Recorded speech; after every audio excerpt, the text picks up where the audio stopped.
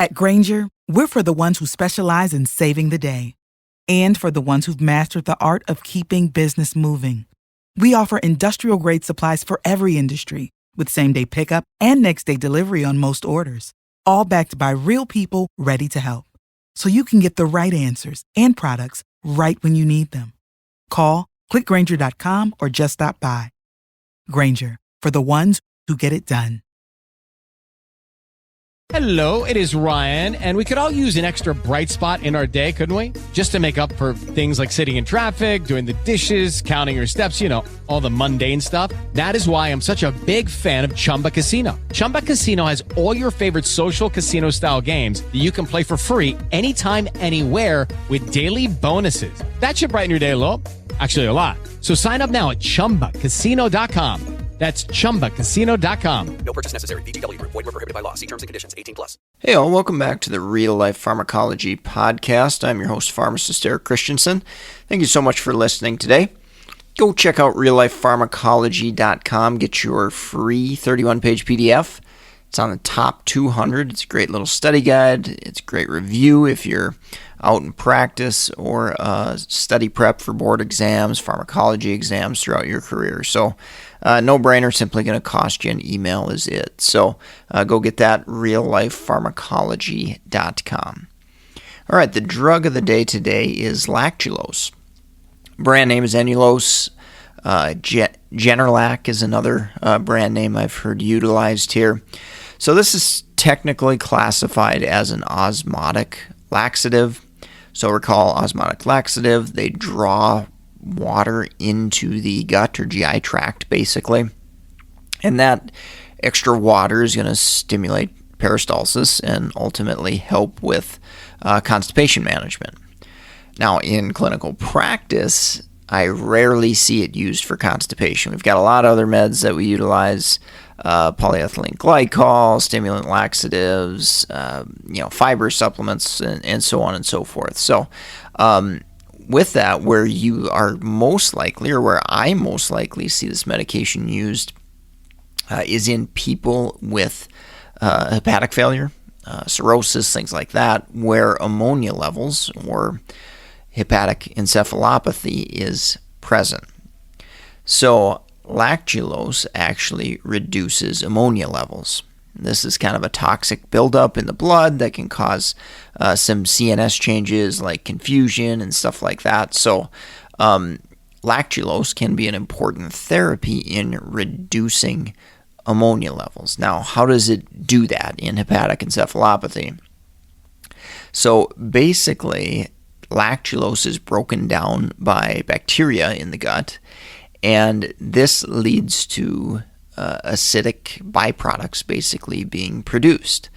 Now that acidic environment in the gut allows for the conversion of ammonia, NH3, to the ionized form, NH4+. When it's converted due to the extra floating H's in the gut, or positive hydrogen ions, that helps NH4 stay in the gut and ultimately is eliminated through the feces primarily there.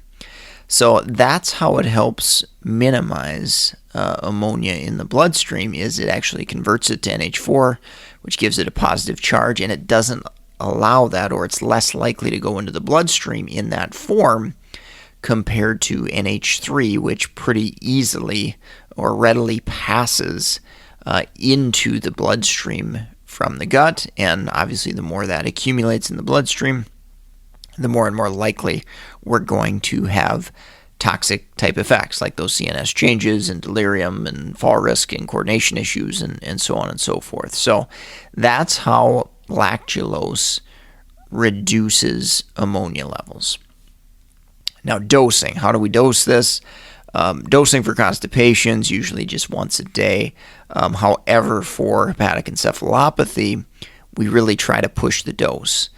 And you'll often see this drug dose 2 to 4 times per day, maybe even up to 30 to 45 mils per day. But the ultimate goal in hepatic encephalopathy and reducing ammonia levels is to titrate lactulose to 2 to 3 soft stools per day.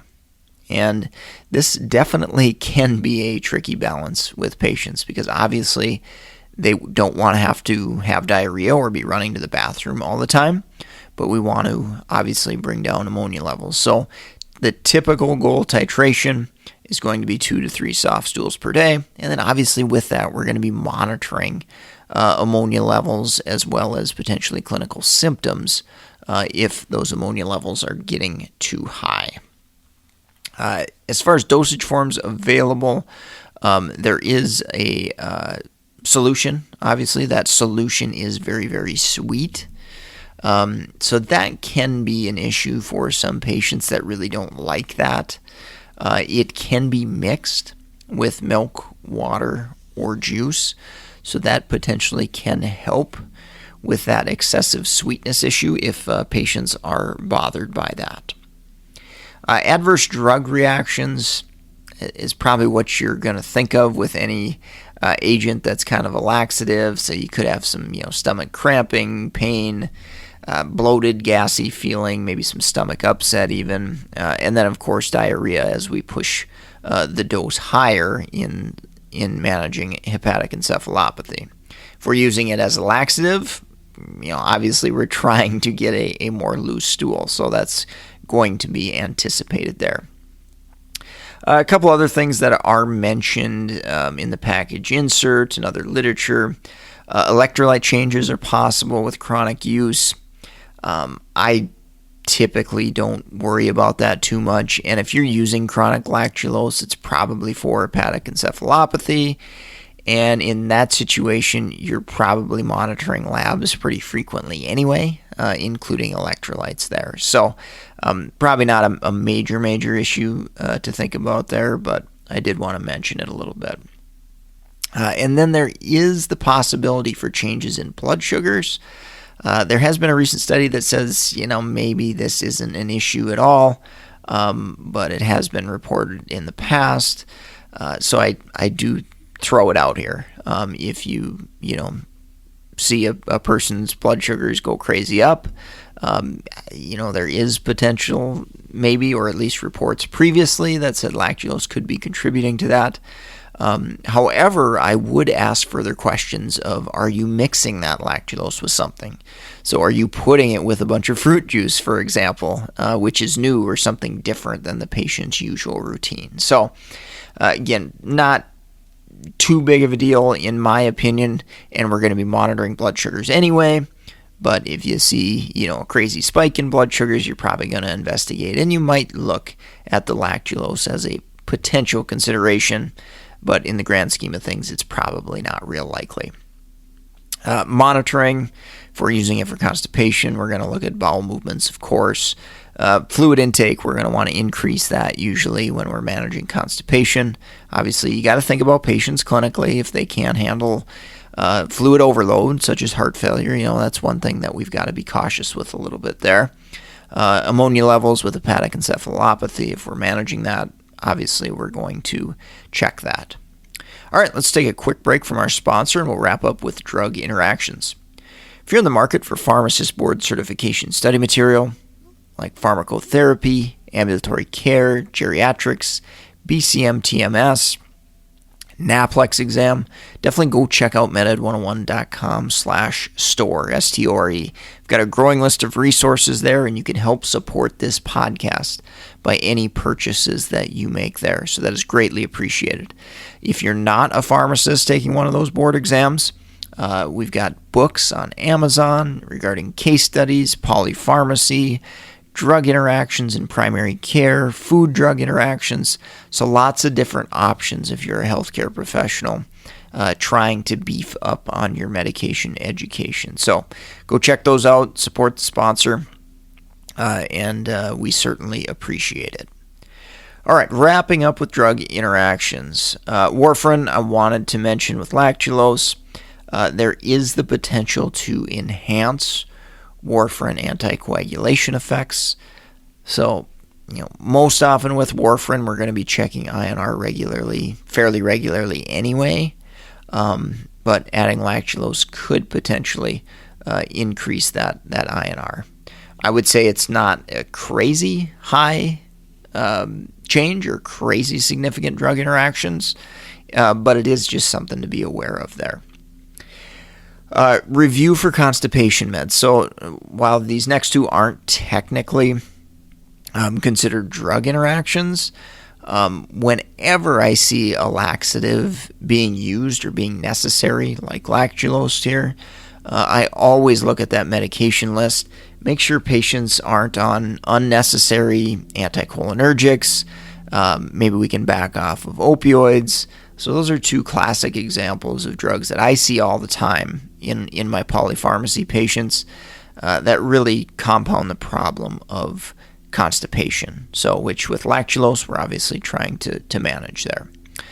And then same thing with hepatic encephalopathy and elevated ammonia levels. I always review the medication list when I see elevated ammonia levels. There are some drugs, classic example being valproic acid. I have seen this happen in practice. While not incredibly common, I think it is important to note that there are some meds that could increase ammonia levels.